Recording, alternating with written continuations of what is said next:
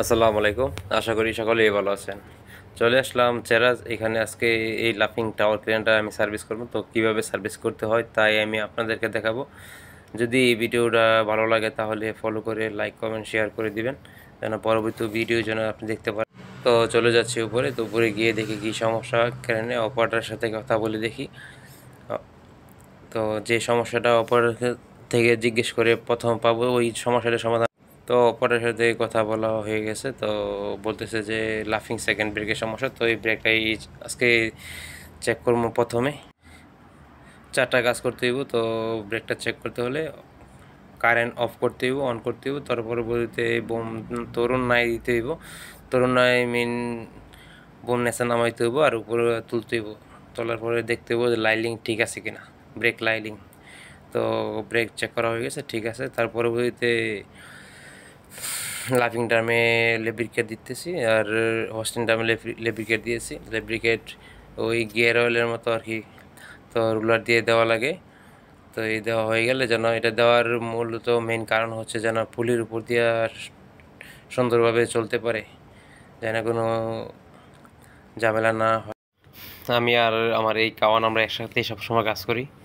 তো এখানে কাউন্টার জিবের কাজ প্রায় অনেকটাই শেষ হয়ে গেছে। তো এখন যেতে হবে আমাদেরকে ওই জিবের ওই মাথাতে যাওয়ার পরে দেখতে হবে কিনা সমস্যা আছে কিনা। তো চলে আসলাম জিবের মাথায়। আসার পরে চিন্তা করলাম যে আপনাদেরকে এই সাইডের ভিউটা একটু দেখাই। এখানে আমাদের 3টা লাফিং টাওয়ার ক্রেন আছে। তো এই সবগুলোই আজকে সার্ভিস করা হয়েছে। প্রায় এইটাই আমি উঠলাম আর কি।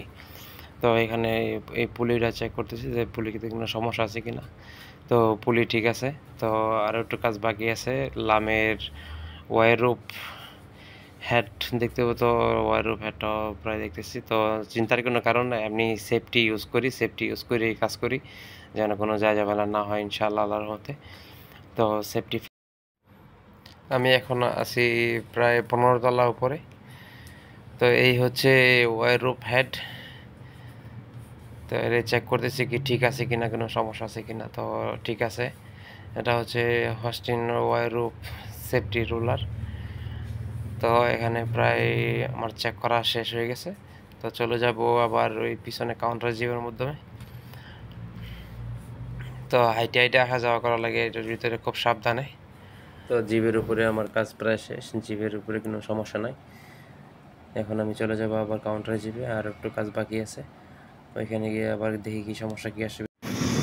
এখন আবার চলে যাব এফএম এর উপরে। তো এফএম এর উপরে গিয়ে দেখবো যে 6-7টা পুলি আছে, ওই পুলিগুলো ঠিক আছে কিনা। তো পুলির ফাঁক দিয়ে দেখতে হবে যে বেয়ারিংয়ে কোনো সমস্যা হয়েছে কিনা। এই পুলিগুলো অনেক চাপানো। তো এখানে পুলি